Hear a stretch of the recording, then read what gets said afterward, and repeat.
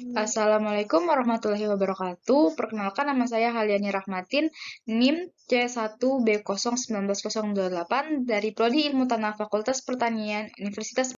Di sini saya akan memaparkan tentang laporan analisis tanah dan air acara 3, analisis P. Bab 1, pendahuluan. Latar belakang. Fosfor merupakan salah satu unsur hara esensial bagi tanaman yang banyak dikaji oleh para peneliti di bidang pertanian.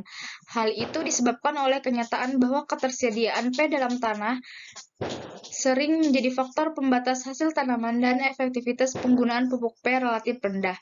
Ketersediaan P bagi tanaman sangat dipengaruhi oleh sifat kimia tanah, terutama pH. Perilaku P tanah dapat mempengaruhi status ketersediaan P dalam tanah, sehingga dapat ditentukan jumlah pupuk P yang diperlukan tanaman untuk mencapai hasil yang optimum. Untuk menentukan konsentrasi unsur hara P dalam tanah, harus menggunakan metode analisis yang sesuai untuk tanah dan tanaman yang diusahakan. Perilaku P tanah dapat mempengaruhi status ketersediaan P dalam tanah, sehingga dapat ditentukan jumlah pupuk yang diperlukan tanaman untuk mencapai hasil yang optimum. Untuk menentukan konsentrasi unsur hara P dalam tanah, harus menggunakan metode analisis yang sesuai untuk tanah dan tanaman yang diusahakan. Tujuan praktikum. Tujuan dari praktikum ini adalah untuk menentukan nilai P tersedia pada tanah. Bab 2, metodologi praktikum. Prosedur kerja. Waktu dan tempat praktikum. Praktikum dilaksanakan pada hari Jumat tanggal 11 Februari 2022 jam 9 sampai jam 12 di Laboratorium Kimia Tanah. Alat dan bahan praktikum. Alat-alat praktikum yang pertama Erlenmeyer, yang kedua corong, ketiga tabung reaksi, yang keempat cup, yang kelima rak tabung reaksi, dan yang keenam pipet.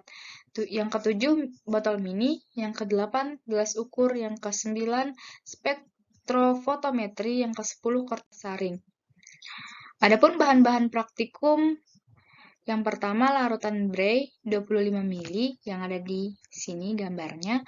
Yang kedua larutan HCl 25 ml yang ini. Yang ketiga karbon aktif tergantung kepekatan warna yang ini. Yang keempat larutan Aquades 9 ml. Prosedur kerja. Yang pertama ditimbang 4 sampel tanah sebanyak 5 gram.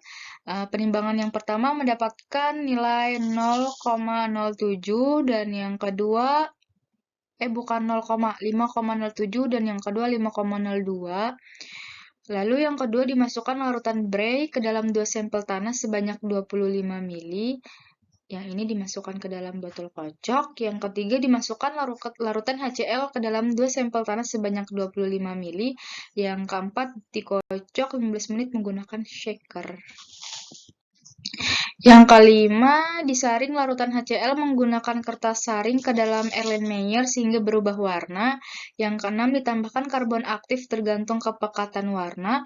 Yang ketujuh, disaring lagi menggunakan kertas saring. Yang kedelapan, dipipet 1 ml larutan HCl. Yang ke-11 dipipet 9 ml Aquades. Yang ke-12 dicampurkan 1 ml larutan HCl dan 9 ml Aquades ke dalam cup. Lalu yang ke-13 dikocok hingga larutan tercampur rata. Nah, di sini nggak ada gambarnya. Yang ke-14 diambil 1 ml larutan HCl dan Bray yang sudah dicampur. Yang ke-15 disaring larutan Bray menggunakan kertas saring ke dalam Erlenmeyer sehingga berubah warna. Warnanya seperti ini. Yang ke-16 dipipet 2 ml larutan Bray ke dalam cup. Yang ke-17 dipipet 10 ml larutan pereduksi P pada larutan Bray dan HCl. Yang ke-18 dikocok hingga berubah warna. Yang ke-19 dimasukkan sampel HCl dan Bray ke dalam spektrofotometri, kemudian dicatat hasil yang keluar. Bab 3. Hasil dan pembahasan. Ini data semua kelompok yang terdapat PPMP ada 2, P tersedia dan P total. Kelompok 1 lahan kering tegalan KLU, P tersedianya 35,03333 dan P totalnya 561,5621. Kelompok 2 lahan kering liat Lombok Selatan, P tersedianya 23,6606 dan P totalnya 374,1144. Kelompok 3 tanah dan hutan pusuk, P tersedianya 37,078446, P totalnya 586,73180. Kelompok 4 tanah sawah padi 3 kali tanam, P tersedianya 182,674 dan P totalnya 1139,612. Kelompok 5 tanah sawah padi palawija, P tersedianya 24,608 dan P totalnya 586,7318. Kelompok 6, tanah kebun campuran, P tersedianya 396,194, P totalnya 689,433. Analisis data, analisis P. Ini rumusnya yang ppm kurva Y sama dengan A plus B, terus dari spektrometri ini, Bray 1 menghasilkan 0,40, Bray 2 menghasilkan 0,386, dan HCl 1 0,587, HCl 2 0,805. Mendapatkan hasil A-nya yaitu minus 0,002228 dan B-nya 19,4729.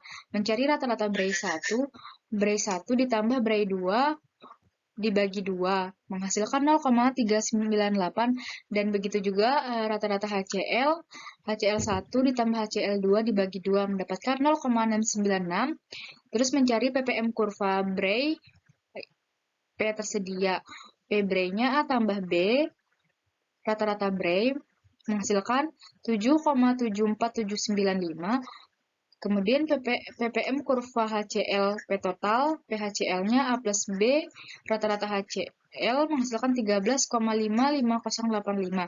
Kemudian yang kedua mencari ppmp. Nah, di sini rumusnya P tersedia sama dengan ppm kurva Bray dikali 10 kali berat sampel dibagi 25 dikali FK. P totalnya juga begitu. Di sini mencari berat sampel tanah Bray rata-rata menghasilkan 4,955. Berat sampel HCl menghasilkan 4,930. Yang diperlukan yaitu P tersedia dan P total. Nah, di sini mencari P tersedia, rumusnya P Bray dikali 10 yang ini dikali berat sampel dibagi 25 dikali FK menghasilkan 396,194. Begitu juga dengan P total. Rumusnya yang ini menghasilkan 689,433. Nah, pembahasan. Hara P merupakan hara makro bagi tanaman yang dibutuhkan dalam jumlah banyak, setelah N dan lebih banyak daripada K. Fosfat diperlukan oleh tanaman untuk pembentukan adenosis di dan trifosfat ADP dan ATP yang merupakan sumber energi untuk proses pertumbuhan dan perkembangan tanaman. Selain itu, kecukupan P sangat penting untuk mendukung pertumbuhan dan perkembangan bagian vegetatif dan reproduksi tanaman, meningkatkan kualitas hasil dan ketahanan tanaman terhadap penyakit. Dengan demikian, pengelolaan hara P merupakan salah satu faktor yang sangat penting dalam meningkatkan produksi pertanian. Selain faktor tanaman, pengelolaan hara P juga harus memperhatikan ketersediaan P di dalam tanah. Ketersediaan P di dalam tanah tergantung kepada yang pertama jumlah dan jenis mineral tanah, yang kedua pH tanah, yang ketiga pengaruh kation, yang keempat pengaruh anion, yang kelima tingkat kejenuhan P, dan yang keenam bahan organik. Terus yang ketujuhnya bahan dan suhu. Dan yang terakhir yang kedelapan penggenangan.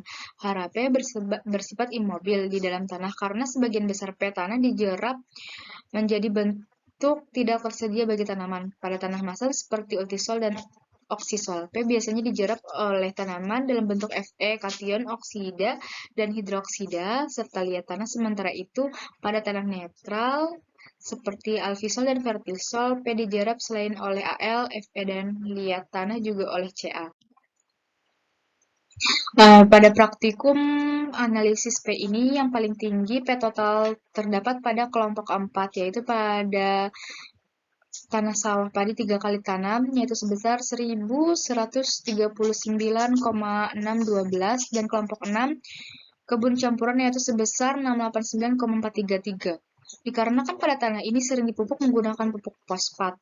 Kemudian upaya untuk mengatasi fiksasi P yang tinggi adalah dengan cara pemberian bahan organik, baik dalam bentuk segar, pupuk kandang, atau kompos. Kandungan asam-asam organik di dalamnya mempunyai gugus yang sangat reaktif terhadap kompleks jerapan P dapat mengatasi fiksasi P oleh tanah.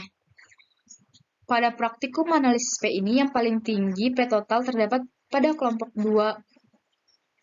Maksud saya P yang paling rendah terdapat pada kelompok 2, yaitu lahan kering Lombok Selatan sebesar 374,144. Tanah ini cenderung masam, sehingga produktivitas rendah didominasi oksida Al dan Fe, serta daya ikat P yang tinggi sehingga menyebabkan unsur P dalam tanah kurang tersedia. Efisiensi pemupukan pada tanah masam ini sangat rendah, sehingga sebagian besar P mengendap dan tidak tersedia untuk tanaman. Pengendapan sebagian besar P pada tanah masam ini menyebabkan tingginya pemupukan P.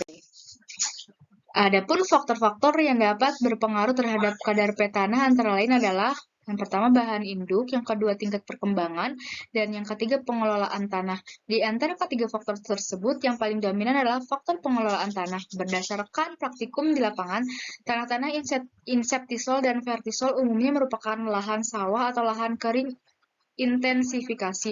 Sementara itu, tanah-tanah alfisol umumnya merupakan lahan kering yang dikelola tidak intensif, seperti palawija, sawah tanda hujan, kebun singkong, dan lain-lain. Penggunaan pupuk, terutama pupuk P, pada lahan sawah intensifikasi umumnya tinggi, baik takaran maupun intensitasnya. Unsur P bersifat imobil dalam tanah sehingga residunya terakumulasi dan akhirnya menyebabkan kadarnya dalam tanah menjadi tinggi. Kemudian kita memasuki bab terakhir yaitu bab 4, kesimpulan. Nah, di sini saya typo.